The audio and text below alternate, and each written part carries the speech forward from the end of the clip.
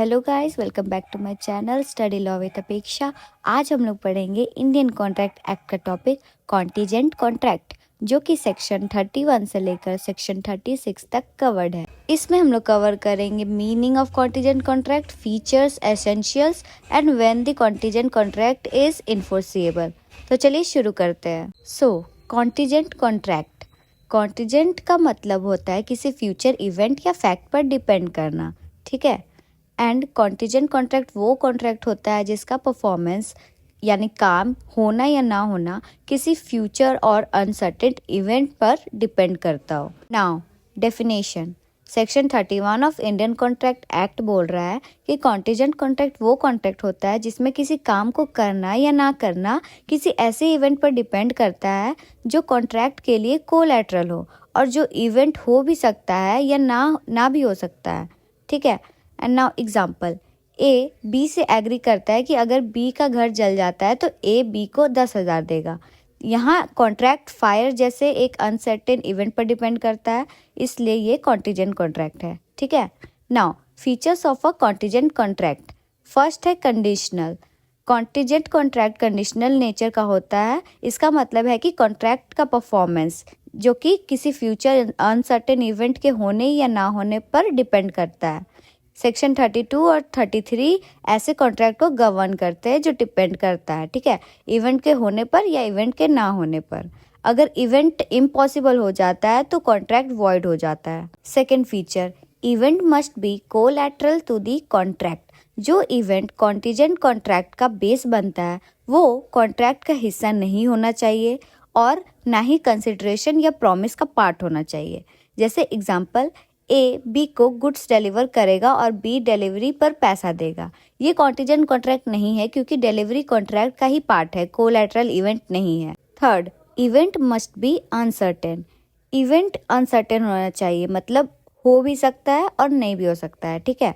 जैसे fire accident, flood, ये सब अनसर्टेन इवेंट हुआ। डेथ ऑफ अ पर्सन, ये सब सर्टेन इवेंट हुआ जो कि टाइम अनसर्टेन हो सकता है पर ये सर्टेन इवेंट हुआ। इसका एक इम्पॉर्टेंट बात है कि अगर कॉन्ट्रैक्ट किसी सर्टेन इवेंट पर डिपेंड करता है तो वो वैलिड कॉन्टीजेंट कॉन्ट्रैक्ट नहीं होगा, ठीक है। Now let's see essential element of a contingent contract. First है there must be a valid contract. सबसे पहले एक लॉफुल और वैलिड कॉन्ट्रैक्ट होना चाहिए जिसमें कुछ करना या कुछ ना करना शामिल हो, ठीक है। इलस्ट्रेशन 1, एक्स एग्री करता है वाई का डॉग खरीदने के लिए अगर एक्स जेड से ज्यादा जिंदा रहे। तो ये कॉन्ट्रैक्ट तभी इन्फोर्स होगा जब जेड एक्स के लाइफ टाइम में मर जाएगा, ठीक है। अब इलस्ट्रेशन 2 देखते हैं। एक्स प्रॉमिस करता है वाई को पैसे देने का अगर एक शिप वापस नहीं आती।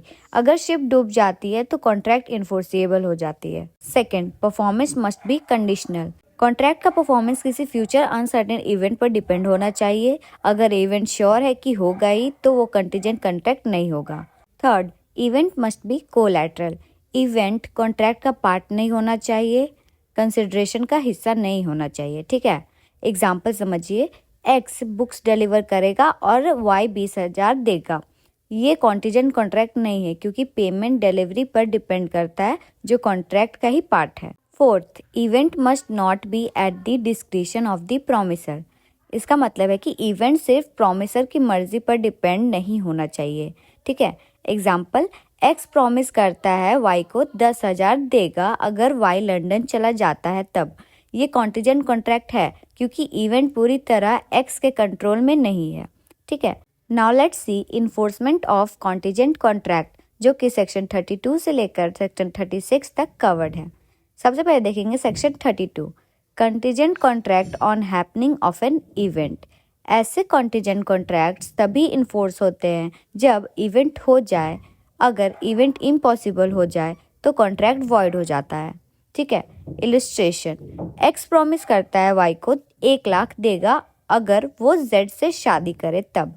जेड एक्सीडेंट में मर जाती है तो इवेंट इम्पॉसिबल हो गया तो कॉन्ट्रैक्ट वॉइड हो जाता है यहाँ। Now section 33, contingent contract on non happening of an event. ये इवेंट के ना होने पर डिपेंड करता है, ऐसा कॉन्ट्रैक्ट है ये। ऐसे कॉन्ट्रैक्ट इन्फोर्स होते हैं जब इवेंट का होना इम्पॉसिबल हो जाए, ठीक है। अगर इवेंट हो जाए तो कॉन्ट्रैक्ट वॉइड हो जाता है। ये एकदम उल्टा है सेक्शन 32 का। नाउ इलस्ट्रेशन, एक्स प्रॉमिस करता है वाई को पैसे देगा अगर शिप वापस नहीं आती तब। शिप डूब जाती है, ठीक है, तो कॉन्ट्रैक्ट इनफोर्सिएबल हो जाएगा यहाँ पे। शिप अगर वापस आ जाती है तो कॉन्ट्रैक्ट वॉइड हो जाता है। Now section 34, contingent contract based on future conduct of a living person. अगर कॉन्ट्रैक्ट किसी इंसान के फ्यूचर एक्शन पर डिपेंड करता हो और वो इंसान ऐसा काम कर ले जिससे इवेंट इम्पॉसिबल हो जाए, तो इवेंट को इम्पॉसिबल माना जाता है, यानी वॉइड। जैसे एग्जाम्पल, एक्स एग्री करता है वाई को पैसे देने का अगर वाई जेड से शादी करे तब, तो जेड किसी और से शादी कर लेती है, वाई और जेड की शादी इम्पॉसिबल हो गई, तो कॉन्ट्रैक्ट वॉइड हो गया। सेक्शन 35 का फर्स्ट पैरा क्या कह रहा है कि event must happen within fix time. Event fix time के अंदर होना चाहिए। कॉन्ट्रैक्ट इन्फोर्सिएबल होगा अगर इवेंट फिक्स टाइम के अंदर हो जाए, वॉइड हो जाएगा अगर टाइम निकल जाए और इवेंट ना हो तब, या टाइम से पहले इवेंट इम्पॉसिबल हो जाए तब वॉइड हो जाएगा। जैसे एग्जाम्पल समझिए, एक्स प्रॉमिस करता है वाई को पैसे देगा अगर शिप 1 अप्रैल से पहले आ जाए। शिप टाइम पर आ जाती है तो इन्फोर्सिएबल होगा, शिप अगर डूब जाती है तो वॉइड हो जाएगा। Now let's see section 35 para 2, event must not happen within fix time, मतलब इवेंट फिक्स टाइम के अंदर नहीं होना चाहिए। कॉन्ट्रैक्ट इन्फोर्सिएबल होगा जब टाइम एक्सपायर हो जाए और इवेंट ना हो तब, या पहले ही क्लियर हो जाए कि इवेंट होगा ही नहीं। जैसे एग्जाम्पल, एक्स प्रॉमिस करता है वाई को पैसे देगा अगर शिप 31 मार्च तक वापस नहीं आती तब। शिप नहीं आती तो इन्फोर्सिएबल हो जाएगा कॉन्टीजेंट कॉन्ट्रैक्ट, अगर शिप डूब जाती है तो भी इन्फोर्सिएबल हो जाएगा। Section 36, contingent contract based on impossible event. अगर कॉन्ट्रैक्ट किसी इम्पॉसिबल इवेंट पर बेस्ड हो और चाहे पार्टीज को पता हो या ना हो तब भी कॉन्ट्रैक्ट वॉइड हो जाता है, ठीक है। इलस्ट्रेशन, एक्स प्रॉमिस करता है वाई को 500 देगा अगर 2 स्ट्रेट लाइन एक स्पेस इनक्लोज करे तब। इम्पॉसिबल इवेंट है, यहाँ एग्रीमेंट वॉइड हो जाएगा। गाइस आज के लिए बस इतना ही, मिलते हैं नेक्स्ट वीडियो में। अगर आपको वीडियो पसंद आया हो तो लाइक और सब्सक्राइब ज़रूर करना, और प्लीज़ बेल आइकन दबा देना, नोटिफिकेशन अलाउ रखना, ताकि नेक्स्ट वीडियो में जब मैं अपलोड करूँ तो आपके पास नोटिफिकेशन चला जाए। Thank you.